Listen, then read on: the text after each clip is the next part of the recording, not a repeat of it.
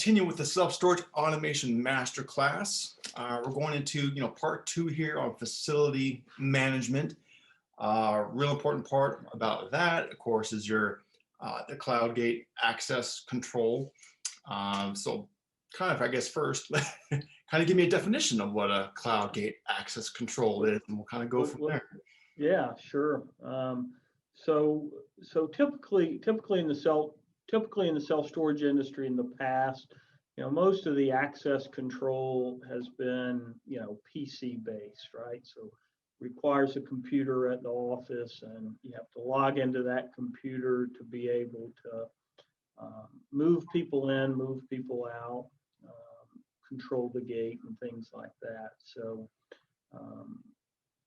what with cloud-based access control, what we've really done is move that that capability or that functionality basically to the internet. So now you can control your property from any internet-enabled device, from a phone, from a tablet, from a PC. So anywhere you are, you could open up the website, view what's happening at your property. You could press a button and open a gate. One thing that we've seen, especially during the early portions of COVID, when different municipalities were going into specific lockdowns, saying you can't be out after certain hours. We really saw where a lot of people were using it, where they could go in, press a button, lock their facility down. So lock their facility down so people can't get into the property. So, from a remote perspective, everybody's thinking about COVID, but there's also uses in there. The big snowstorms coming. Hey, you want to lock down your property until the snow plows come through. So there's a lot of functionality and a lot of capability you can do through cloud-based type access systems that you just can't do with older, PC-based technology.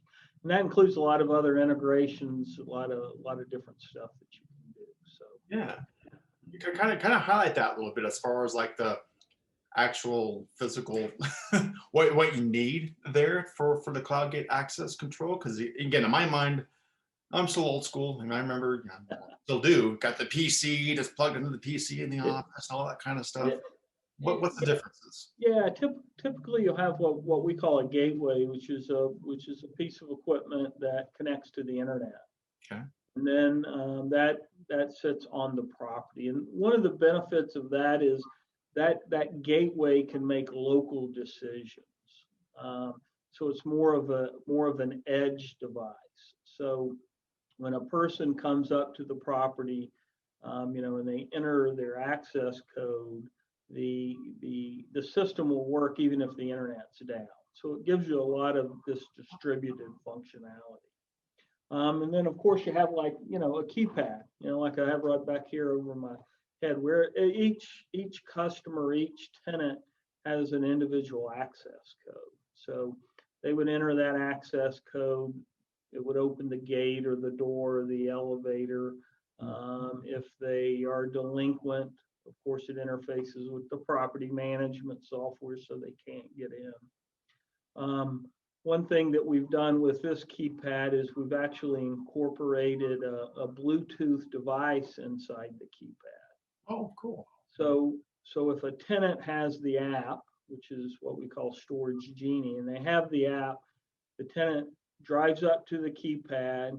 If the tenant is not delinquent and it's the right time, the phone will automatically communicate with the keypad, open the gate, and let somebody in. So the tenant doesn't have to pull the phone out of their pocket, unlock their phone, find an app, open an app, press a button. So that kind of customer experience or customer convenience is really nice. Now, we see a lot of adoption with the app, but in my opinion, I think we're still probably 10 years away of getting rid of the keypads. Especially if you want to rent to my mom, Yeah. He does have an iPhone. He's not going to be able to, install an app and use an app like that. So I think we're still probably, you know, let's just call it 10 years away from everybody being app enabled. Yeah, but and I think it's one of those things, quite frankly, if it's just part of the indoctrination process when you're doing the move-ins and all of that, and they say go in and download this app. Once someone tries it once and just sees how it works, they're not going to want to mess with the gate code, and that's Yeah, yeah. That customer experience. I kind of think of the keypad as the front door to the property. yeah, Because every tenant that comes to the property uses or interacts with that keypad. They might not come into the office.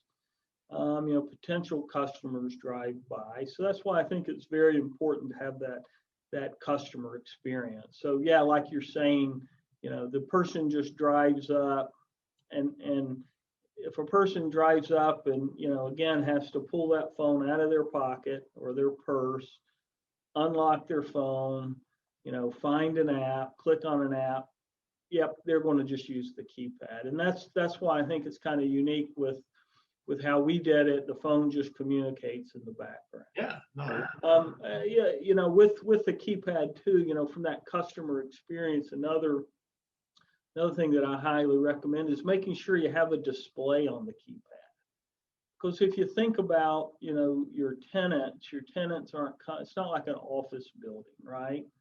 So if a tenant comes and they've entered in an incorrect password, or they're delinquent and need to pay, being able to have some visual message on that keypad other than a flashing red light or yeah, is really makes that customer experience. So this really doesn't have anything to do with. I mean, I think it does have to do with remote operations, but anyway, I just really kind of think of that keypad as the front door of the property, because that's how people come in. Well, it does, because I mean, a common theme through everything we're talking about here with the automation process is communication's key, and that's our signage right there when it comes to you're getting the gate and getting inside.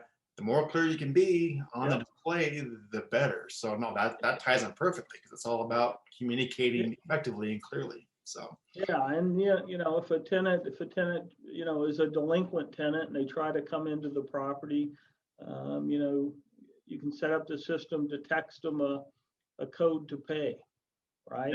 Yep. So there's all that automation in there, so they don't have to stop and really, servicing the customer where they want to be serviced instead of making them go through hoops. And I think that's a big piece of the whole automation. Well, it's a huge piece. Again, a lot of this, what we're talking about, is making things more efficient and clear for the customer to make it a better experience. It's not like we're replacing everything just because it's the new and best thing. No, it's actually making the customer experience better than it ever has before. And the tools are here. So that's what we're highlighting is all that. So for everyone that's watching this, and I'm kind of put myself in the position of an owner that, kind of running an older site, and they're trying to get with the times and get more, competitive in the marketplace and be able to offer this kind of stuff. Say, I have kind of an older site, what's the kind of, can you walk me through a little bit of that when it comes to transitioning to getting this kind of stuff installed? Yeah, I mean, with the cloud-based access system, I mean, it's a real easy upgrade from what you've got now. So, I mean, probably a 2-hour swap out if that. So it's very it's very simple to get up and going, and it's really not that expensive. I mean, especially if you look at some of the support and all those issues that you have to do with older, PC-based type stuff. Yeah. Highly recommend everybody, remote or non-remote, looking at some of those benefits they can get from a cloud-based access system. Yeah, because I can count. There's a few sites. There's always those trouble sites that you run that, they're PC based and all that. And the PC goes down or there's a power issue, our gate's like, it's gone. It goes with it. It's tied together. So with something like this, again, as long as you have a power source and internet access, you're good to go, right? You're good to go. Yep. Cool. Yep. And you can do it from anywhere. So, you're it's after hours, somebody can't get in or can't get out.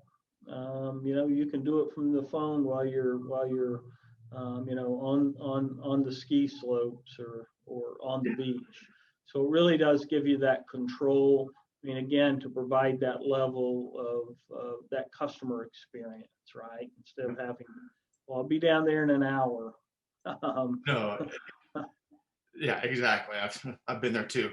Someone's stuck behind the gate and all that. Like, all right, cool. I got to run down there, and that's going to be 30 minutes there, 30 minutes. Yeah, it's just a pain in the butt. Yep. So it's and as you're watching these guys, kind of think through those things. I don't want to talk, doomsday scenarios, but again, it's convenience of the customer. Yeah, things happen, and the more tools that you have accessible that you can make their life easier, not have to wait and all that kind of stuff. And we haven't really gotten into the whole monitoring part of it with the cloud gate access, because you can see everything, comings and goings and all that kind of stuff. It all ties together. Yeah, you can see, so again, there's a lot of monitoring and a lot of other stuff you can do to make sure your property is really running as efficiently and effectively as possible.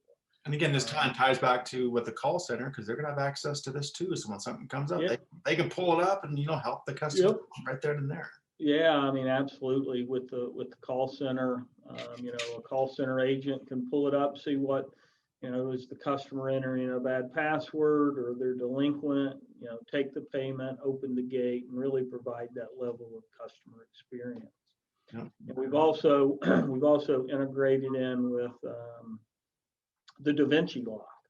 I'm not sure if you're familiar with it, which is basically a disk lock with a common code, and so people use that on delinquents and vacant units. So with the integration with the cloud-based access, if a tenant is delinquent, they've paid, whether they've paid online or via a kiosk, when they come to the keypad or use the app, we can text them that unlock code immediately. So now, I mean, just again, that kind of customer experience, and you can really then start managing those vacants, those delinquent, tenants, and start using technology to remove some of that manual process. Yep, it's all about efficiencies. That's what we're highlighting here. So this is great. Again, this is kind of a good highlight, good overview. We're going to make sure we link directly back to all, get more information and get some downloads, all that kind of fun stuff from OpenTech on this. But nope, this has been very entertaining just to know that it's out there. I put myself back in the manager position, and this is the kind of stuff I wish was around back in my day, and now it's here. Make myself old, but it's all there now. It makes life so much easier. So yeah. You're probably tired of using serial and USB ports and crawling underneath the desk. So totally understand.